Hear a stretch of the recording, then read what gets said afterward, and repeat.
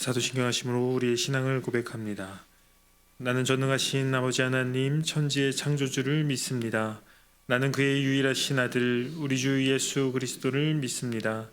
그는 성령으로 잉태되어 동정녀 마리아에게서 나시고 본디오 빌라도에게 고난을 받아 십자가에 못 박혀 죽으시고 장사된 지 사흘 만에 죽은 자 가운데서 다시 살아나셨으며 하늘에 오르시어 전능하신 아버지 하나님 우편에 앉아 계시다가 거기로부터 살아있는 자와 죽은 자를 심판하러 오십니다.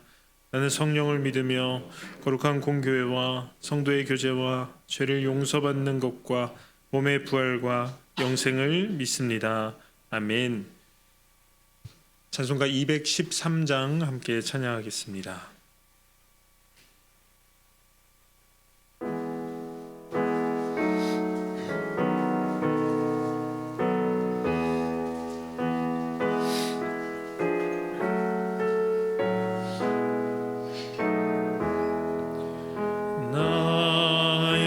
생명 드리니 주여 받아 주셔서 세상 살아갈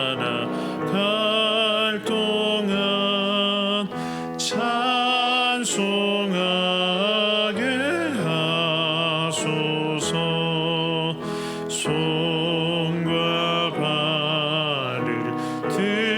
드리니 주여 받아 주셔서 주의 일을 위하여 민첩하게 하소서. 나의 음성 드리니 주여 받아 주셔서 주의 진리 말씀만 전파하게 하소서.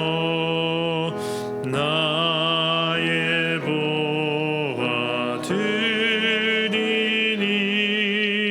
주여 받아 주셔서 하늘나라 위하여 주 뜻대로 쓰소서. 나의 시간 드리니 주여 받아 주셔서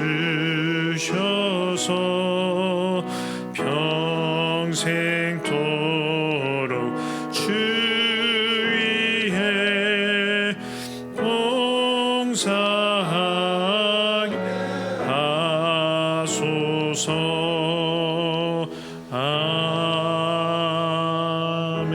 아멘. 오늘 우리에게 주시는 하나님의 말씀은 잠언 25장 1절부터 13절까지 말씀입니다.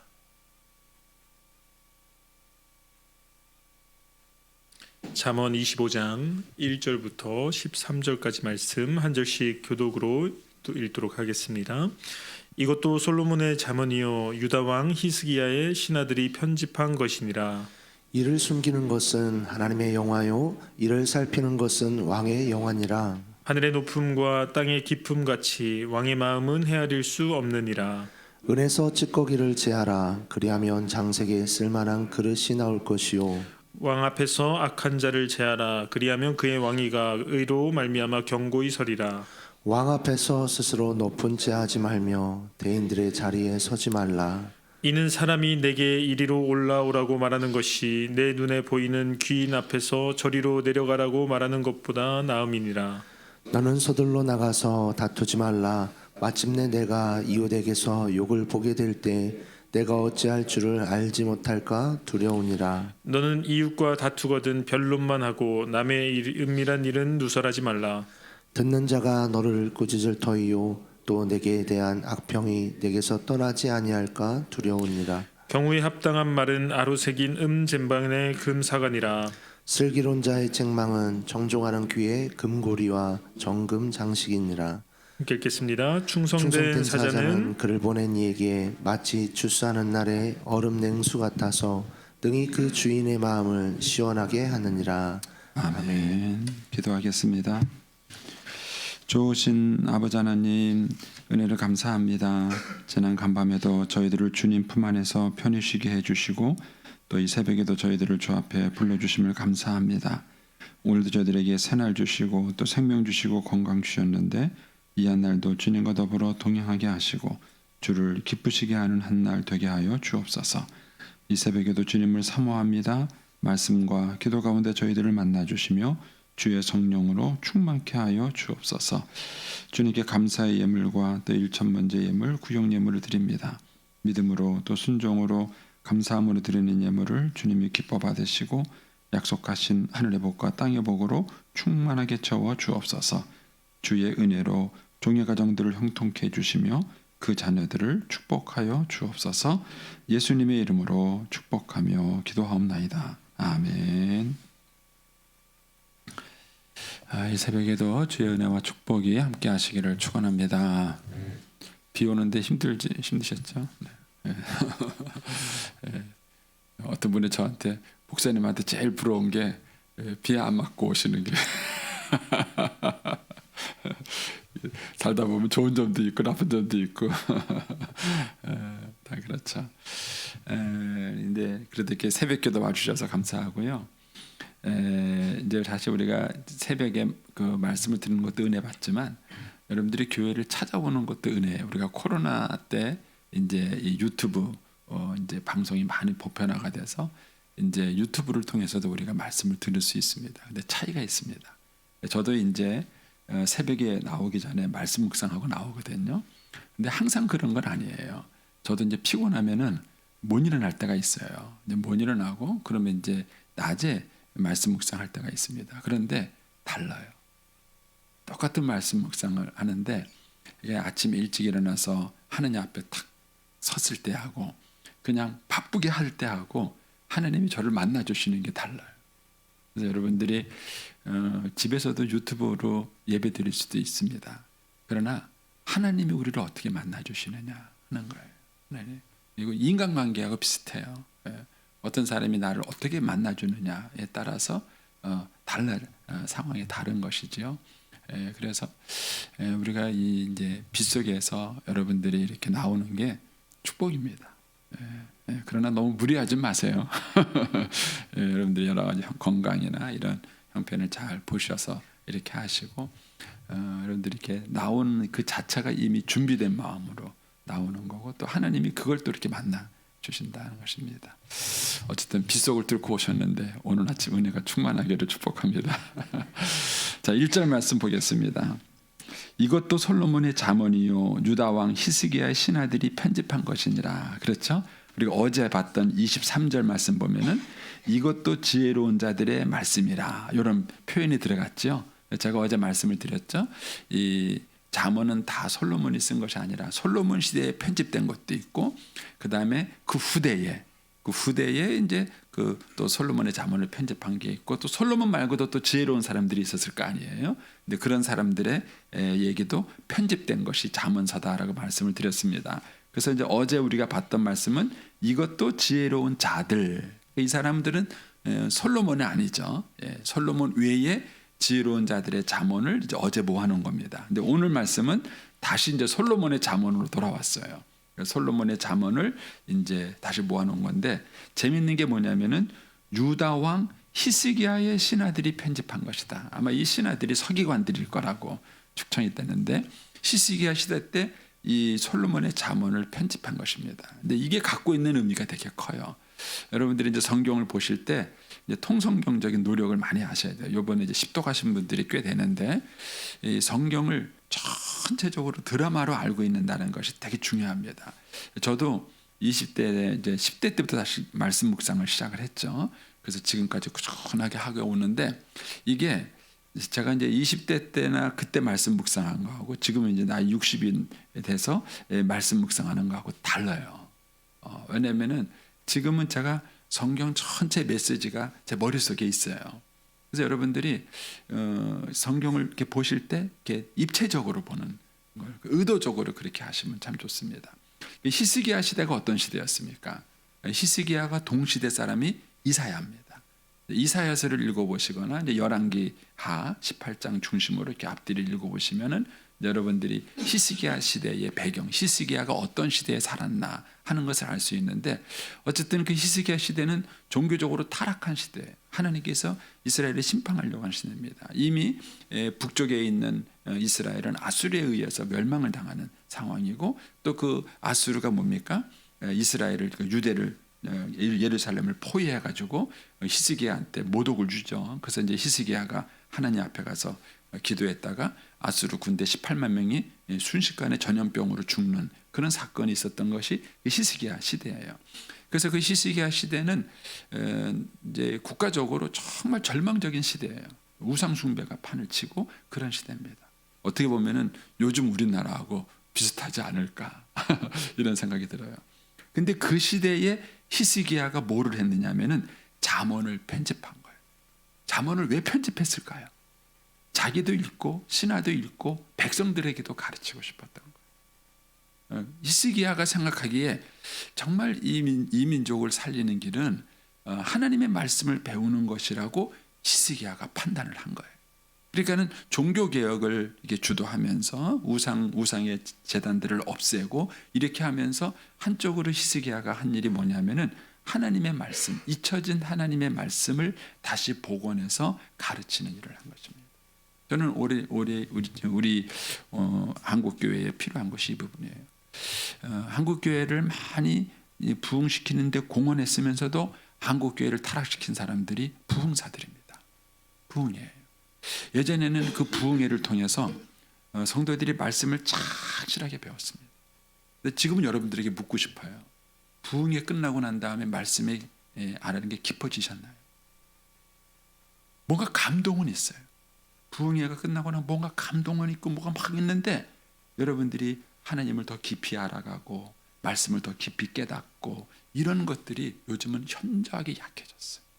현저하게 약해졌습니다. 그래서 옛날에는 부흥 사경회다 이렇게 말했어요. 사경회다 이렇게 말해서 하나님의 말씀을 배웠어요.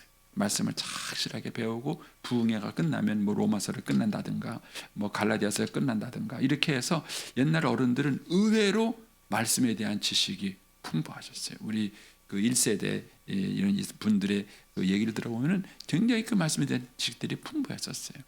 그런데 오히려 현대인들은요 성경책도 많고 그 다음에 뭐 이런 어떤 그 말씀을 들을 수 있는 그런 채널이나 이런 것들이 엄청 많아요.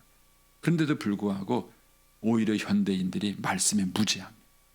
저는 참 충격받는 경우도 많아요. 신앙생활을 20년 했는데도 불구하고요 성경을 모르는 분이 기본적인 성경을 모르는 분들이 있어요. 너무 깜짝 놀라요. 이런 것들이 시대의 타락과도 연결이 되는 거예요. 여러분 종교가 타락하게 되면은요 반드시 정치가 타락을 해요. 왜냐하면 종교는 신앙의 인생의 양심을 붙잡아 주는 거예요. 그런데 이 신앙이 종교가 타락하게 되면은 그 사회가 부도덕한 사회가 돼요. 그 정치가 부도덕한 정치가 되면은요 그 다음에 경제가 흔들립니다. 왜냐면은요 뇌물을 줘야 돼요. 정직하고 성실하게 일해서 돈을 벌어야 되는데 자꾸 그 뇌물을 줘야 돼요. 그래서 여러분들이 가보시면 알겠지만은요 동남아 같은데 가면은요 부정부패가 많습니다. 네. 제가 이제 캄보디아 선교를 20년 넘게 했는데요. 예전에는 캄보디아 가잖아요. 가면은 반드시 들어가는데 그 비자 값을 뇌물로 줘야 돼요. 그리고 그걸 주면은요 그냥 통과도 시켜줘요. 근데 어느 날 가니까 점점점 그런 게 없어지는 거예요. 없어지고 체계가 돼요. 그만큼 그 사회가 건강해져 간다는 뜻이에요. 사회가 부정할수록 그 다음에 그런 거예요. 예전에는요 선교사님들이 얼마나 웃긴지 몰라요. 이렇게 가시다가 이제 그런 나라들은 뭐 교통법규가 없고 막 그러는데 이렇게 경찰한테 잡히면은 자기가 아는 그런 경찰관 명함을 보여줘요. 그러면 그냥 가라 그래요. 그냥 가라 그래요. 이제 이런 것들이 사회가 건강하지 못한 것이죠. 근데 사회가 체계를 갖추고 건강할수록 그런 것들이 없는 거예요. 그러면은 경제가 잘 살라 그러면은 정치가 정직해. 그렇지 않으면은 경제가 잘 살기가 어려운 거예요. 그래서 경제가 잘 살려면은 정치가 안정이 돼야 되고, 정치가 안정이 되려면은 그 사람들의 심령을 다스리는 교회가 건강해요. 저는 그래서 오늘날 우리 사회의 위기는 저는 신앙의 교회의 책임이 있다고 생각해요. 교회가 건강하게 그 역할을 잘 감당하면은 반드시 건강해지게 되는데, 사실 그 정치인들 가운데 뚜껑 열어보면은 비리 문제로 잡히는 사람 가운데 신자들도 얼마나 많아요. 그러니까는 신자와 비신자의 차이가 별로 구분이 되지 않는 상황인 것이죠. 이런 것들은 그만큼 이제 교회가 제 기능을 잘 못하기 때문에 생기는 것이죠.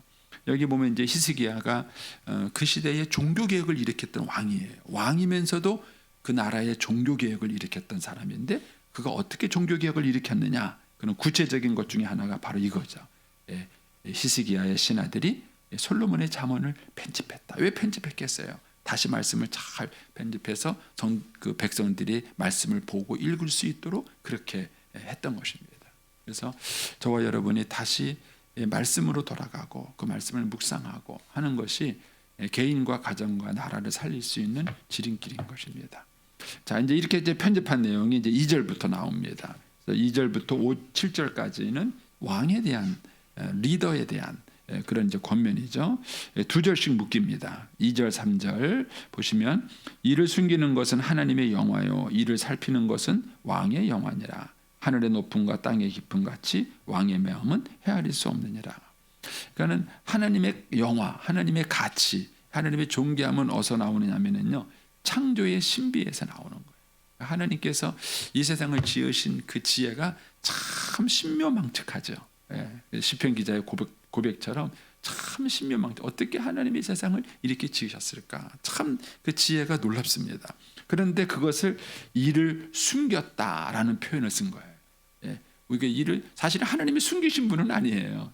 일부러 우리에게 계시하시는 분이지 숨기시는 분은 아닙니다. 그런데 하나님의 신비가 너무 놀라워서 우리의 인간의 지혜로 우리가 다 깨닫기가 어려우니까 우리 입장에서 숨기는 것처럼 그렇게 이제 그 뭐랄까요, 시적인 언어를 쓴 거예요. 이 잠언에 있는 표현들이 그런 시제인데, 이를 숨기는 것은 왕의 영화요, 하나님의 영화요. 하나님이 세상을 창조하신 그 창조의 신비가 참 놀랐습니다. 그 하나님의 지혜가 참 놀라워요. 이게 하나님을 하나님 되게 하는 하나님의 영화, 하나님의 가치죠.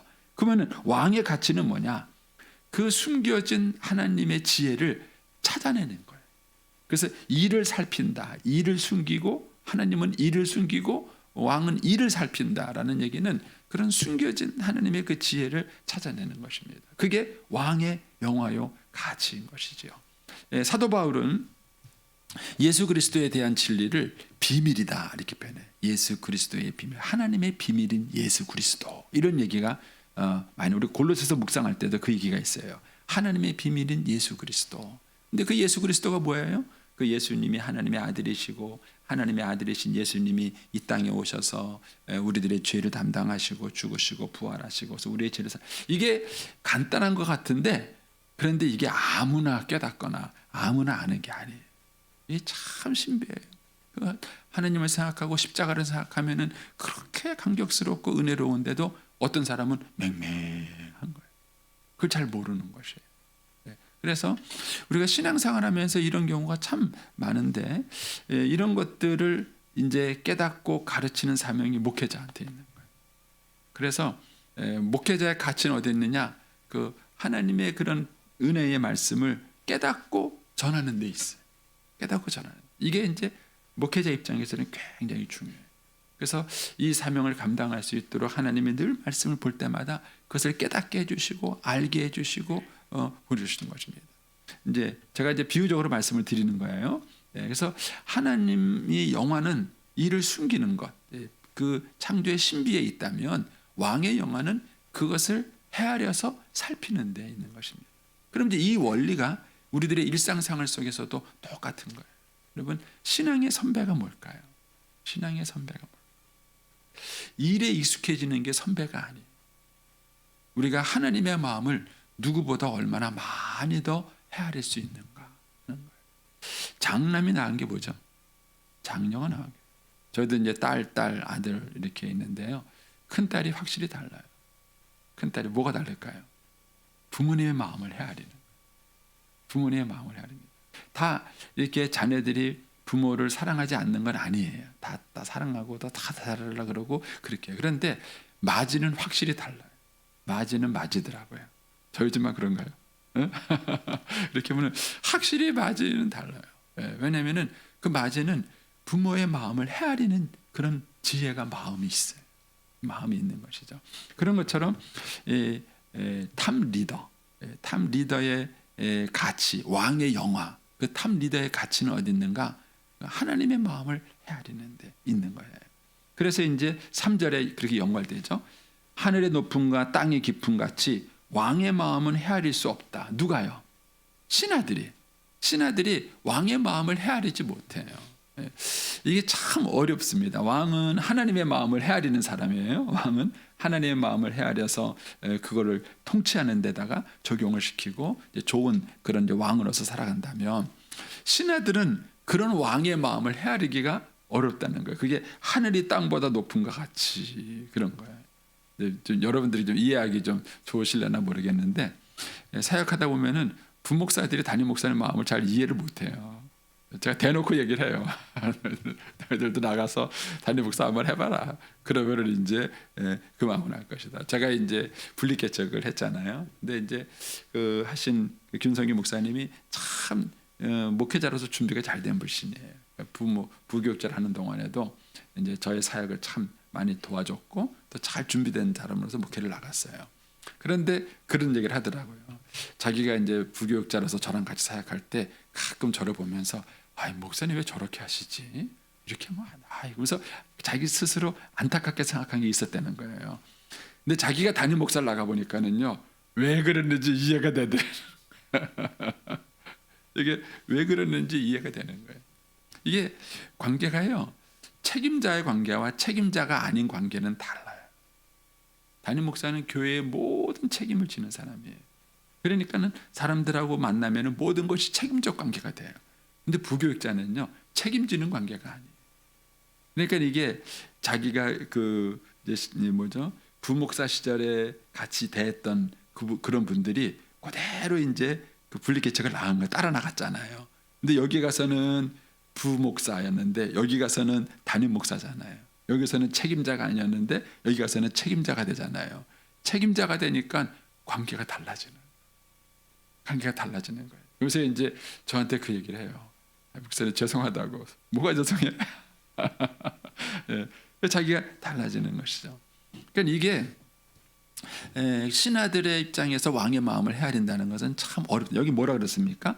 하늘의 높음과 땅의 깊음 같이, 깊음 같이 그렇게 헤아릴 수 없다는 거예요. 따라서 여러분들이 리더로서의 삶을 살아갈 때 여러분들을 따르는 팔로우들이 여러분들의 마음을 다 이해해주지 못한다고 해서 섭섭할 거 없어요. 제가 늘 말씀드리지만은 자녀들이 부모의 마음을 흡족하게 할까요? 죽을 때까지 그런 일은 없습니다. 죽을 때까지 그런 일이 없습니다. 뭐 다른 사람 볼 거 없이 우리가 우리 자신을 보면 알잖아요. 우리도 부모님께 잘한다고 잘했잖아요. 그런데도 우리가 부모님의 나이가 탁 돼보면은 뭐예요? 내가 잘 못했구나 하는 걸 아는 거예요. 그 당시에는 내 딴에는 부모님을 섬긴다고 잘했는데도 불구하고 그 나이가 탁 되니까 내가 다 헤아리지 못했구나 이런 마음이 드는 거예요. 그래서 죄송한 마음이 있고 섭섭한 마음이 있어요. 그러면은 우리 애들도 똑같은 거예요. 우리 애들도 자기 딴에는 잘한다고 하는 거예요. 그런데 그 부모님의 마음을 다 헤아리기가 쉬운가? 그게 이렇게 쉽지가 않습니다. 그래서 하늘이 높고 땅이 깊은 것처럼 자녀들이 부모의 마음을 못 헤아려요. 그러니까는 섭섭한 게 당연한 거예요. 아멘을 안 해주시네요. 그거 가지고 막 섭섭하다 막 이러다 그러실 거 없습니다. 그냥 여러분들이 하나님께 감사하시고 사셔야 돼요. 그래서 팔로우들이 리더의 마음을 다 헤아리기는 쉽지 않습니다. 그 자리에 가보기 전에는 그걸 헤아린다는 게 참 어렵습니다. 그러니까 이제 그런 갭이 있을 수밖에 없는 거예요. 그런 차이가 있을 수밖에 없는 것이다. 저는 이것과 연관시켜서 13절로 한번 가보시면은 이제 13절에 이제 그런 말씀이 있죠. 충성된 사자는 그를 보낸 이에게 마치 추수하는 날의 얼음 냉수 같아서 능히 그 주인의 마음을 시원하게 하느니라. 그러니까 충성된 사람이 있어요. 그 사람은 어떤 사람이라고요? 주인의 마음을 시원하게 하는 사람. 그 마음을 헤아릴 수 있는 사람이. 마음을 헤아릴 수.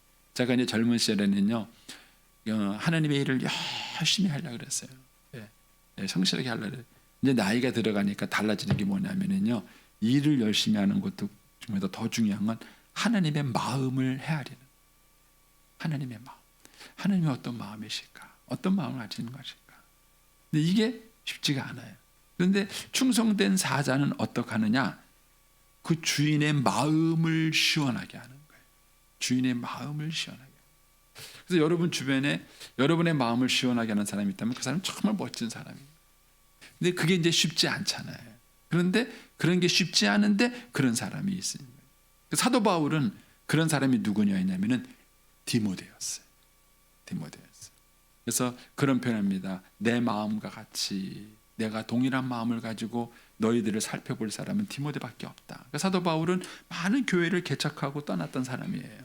그다음에 그 개척된 교회가 신앙생활을 잘하고 있는지 못하고 있는지 늘 걱정이 되고 궁금한 거예요. 그래서 이제 사람들을 보냈는데 그 사람이 가서 그 교회를 보고 와서 얘기를 해줄 거 아니에요. 그거 이렇습니다, 저렇습니다. 얘기를 해주는데 바울과 같은 동일한 마음을 가지고 보는 사람이 디모데밖에 없다. 누구는 와서 실컷 얘기를 해줬는데 그 사람 얘기를 듣고 나중에 그 현장에 가보니까 말이 달라. 말이 달라. 왜요? 그분이 그 바울의 마음을 이해를 못하는 거예요. 그런데 디모데 같은 경우는 얘기를 듣고 난 다음에 나중에 가보면은 똑같은 거예요. 자기가 가서 본 거나 디모데가 가서 보는 거나 그게 똑같다는 거예요. 그러니까 이런 사람을 만나는 게 쉽지 않아요.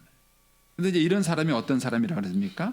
그를 보낸 이에게 추수하는 날에 얼음 냉수 같아서. 이건 뭐 제가 설명 안 해도 되겠죠? 여러분들 여름에 막 가을에 추수하고 막 그 더울 때 시원한 냉수 하나 먹으면 되면 어머나 좋겠어요.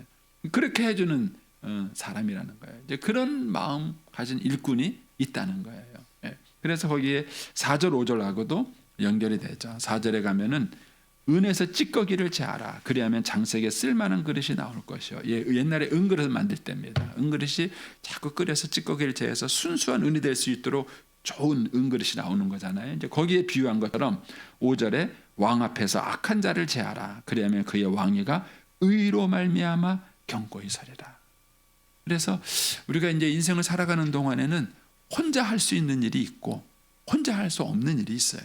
특히 이제 나이가 들어가면 들어갈수록 혼자 할 수 있는 일은 적어져요. 누군가가 더불어서 함께 할 수밖에 없는 상황이 많은 것이죠. 이제 그럴 때 중요한 것이 그 함께하는 사람이 참 중요해요. 그래서 우리가 그런 말 하잖아요. 청와대 들어가면은 다 규모가 되는 모양이라고. 누구 잘못이에요? 참모들 잘못이에요. 참모들이. 그 참모들이 얼마나 그 대통령한테 올바르게 정보를 주고 피드백을 하느냐. 대통령은 그거 보고 판단하잖아요. 그거 보고 그거 듣고 그거 판단하는 건데 그 사람들이 오면서 중간에 그 정보가 바뀌고 왜곡되고 그러면은 대통령이 잘못된 정보를 보고 잘못된 판단을 할 수밖에 없는 거예요. 그러니까는 대통령 주변에 어떤 사람들이 있냐, 찌꺼기가 많은 사람이 있느냐, 순수한 그런 있느냐, 이게 차이인 것이죠. 근데 이게 모든 원리에서 마찬가지인 거예요. 마찬가지. 저도 우리 부목사님들이 찌꺼기가 없어야 할 텐데. 그러면은 이제 왕이 지혜롭게 하는 거죠. 이게 모든 세상사의 원리인 거죠. 요것과 이제 13절을 연결시키면은 그런 거죠. 정말 이 왕 옆에 충성된 일꾼들이 있다면, 그래서 그 주인의 마음을 시원케 해주는 그런 사람들이 있다면 좋은 통치자가 되는 것이죠. 도움이 되는. 그래서 나라는 대통령 혼자 되는 게 아니에요. 물론 대통령이 이제 최고 리더요, 책임자이기 때문에 뭐 대표적으로 욕을 먹고 그렇게 하지만은 한두 사람에 의해서 나라가 움직이는 게 아니에요. 좋은 대통령이 있으면 그 대통령 주변에 또 좋은 참모들이 있어야 되고 또 그런 사람들에 의해서 협력해서 나라가 세워지는 것이죠. 교회도 마찬가지고 단체도 마찬가지입니다. 그래서 저와 여러분이 하나님 앞에서 리더의 입장에 있다면 이제 왕의 입장에서 이 본문 말씀을 여러분들이 묵상하셔야 되고, 만약에 여러분들이 팔로우의 입장에 있다면, 누구를 따르는 사람의 입장에 있다면 이제 왕의 신하의 입장에서 여러분들이 오늘 말씀을 읽으셔야 됩니다. 그래서 어떤 사람이 될까? 저는 이제 말씀 묵상하면서 이제 그런 생각이 들었어요. 하나님은 나를 어떻게 평가하실까? 내가 하나님 앞에서 하나님 마음을 시원하게 해드리는 종일까? 아니면 답답하실까? 제 스스로 이렇게 제가 이제 묵상을 제가 해봅니다. 하나님은 나를 보실 때 어떻게 보실까? 나를 보고 시원하실까? 답답하실까? 결론은 뭘까요? 그래서 이 말씀을 여러분들이 한번 묵상을 한번 해보십시오. 자, 그 다음에 6절 7절에 가면 이런 말씀이 있죠. 왕 앞에서 스스로 높은 채 하지 말며 대인의 자리에 서지 말라. 현대인들은요, 요즘 현대인들은 피할 건 피하고 알릴 건 알리는 게 PR이래요. 참 웃겨요. 그래서 현대인들의 특징 중에 하나가 뭐냐면은 자기소개예요. 저는 약간 황당해요. 왜 그러냐면 이제 입사 시험 보면은 그 면접 그 훈련 시킨 가는 사람이 있어요. 거기서 자기 소개를 멋지게 해야 된다는 거예요. 그걸 믿어요? 나는 면접관이 야 너 어떤 사람이냐? 저는 이런 사람이고. 근데 그 말을 믿고 좋다. 이게 저 같으면 그렇게 안 하겠어요. 그런데 그런 자기 소개서를 다 요구해요. 제가 더 황당한 건 뭔지 아세요? 황당한 거는요. 이제 목사님이 은퇴하시고 나면 후임 목사님을 뽑는 교회들이 있는데 그 후임 목사님이 뽑는 교회에서 자기소개서, 물론 그분을 알지 못하니까 찾겨나겠지만은 그 자기소개서를 제출하라고 돼 있어요. 뭐라고 제출해야 돼요? 멋지게 제출하면은 제가 볼 때는 이 말씀이 어긋나는 거예요. 좀 뻥이 좀 심하잖아요. 네? 네. 그렇다고 또 안 할 수는 없잖아요. 또 이게 참 애매한 거예요. 근데 이제 여기서 그런 얘기를 하죠. 6절에 왕 앞에서 스스로 높은 채 하지 말라. 사람들은 자꾸 자기 PR을 잘해야 된다 그러니까는 현대인들은 뭘 가르치면은 스스로 높이는 걸 자꾸 가르치는 거예요. 내가 이런 사람이고 내가 이렇게 하고 내가 이렇게 하고 이걸 너무 많이 가르치는 거예요. 근데 사실은 부끄러운 것이죠. 왜 그러냐면은 7절에 이런 말을 하죠. 자기는 이만큼 된 줄 알았는데 누가 와서 야야 너 아니야고 내려와 너보다 더 높은 사람이 있어 이러면은 망신이라는 것이죠. 네. 근데 오히려 자기를 낮췄는데 아니라고 너가 이렇게 높인 거야. 그럼 이제 이런 비슷한 얘기가 잠언 27장 2절을 한번 보세요. 우리가 이제 며칠 있다가 볼 묵상할 말씀인데 잠언 27장 2절 한번 보세요. 잠언 27장 2절에 보면은 그런 말씀이 있죠. 타인이 너를 칭찬하게 하고 내 입으로는 하지 말라는 거예요. 외인이 너를 칭찬하게 하고 내 입술로는 하지 말라는 거예요. 그런데 이거를 제일 많이 어기는 사람들이 정치인들이에요. 정치인들은 자기가 한 일 뭐 과시하려고 하는데 그분들이 막 이거 했다고 써붙이면 우리가 감동해요? 웃겨요. 우리가 보면서 참 저런 거 해놓고 뭐 프랭카드 붙인다고 막. 다들 어느 도시든지 가면은 요즘 정치인들이 뭐 했다고 뭐 업적 이랬다고 막 하는데 저래가지고 저는 그거 보고는 투표 안 찍을 것 같아요. 이게 참 웃긴 거예요. 여러분 이 하나님의 말씀이 주는 교훈이 우리들의 삶의 가치가 돼야 됩니다. 이런 시대의 흐름을 따라가지 말고 정말 하나님께서 우리가 이런 시대를 어떻게 살기를 원하시는가 하는 것이죠. 그래서 이 시브리 시스기야 왕 시대 때 그 사회가 이렇게 여러 가지 판단과 기준에 있어서 흐트러진 것이죠. 이거를 이제 바로 세우기 위해서 잠언을 편집한 거고 이걸 읽도록 이렇게 만든 것입니다. 네, 8절부터는 어려운 말 없어요. 네, 그냥 한번 보세요. 네, 서둘러 무슨 일이 갈등이 생기면요 서둘러서 나가지 마세요. 좀 기다렸다 나가세요. 왜냐하면 반드시 실수하고요. 그 다음에 9절 같은 경우는요 이웃과 다툼이 생기면은요 그 얘기만 해야 돼요. 근데 우리가 하다 보면은요 자기가 옳다는 얘기 하려고 남의 얘기 하다가 있어요. 아주 욕 먹어요. 근데 그런 내용들입니다. 너무너무 좋은 내용들이 많은데 한번 여러분들이 잘 묵상을 한번 해보시고 오늘 하루도 주님의 지혜 가운데 풍성한 날이 되기를 축복합니다.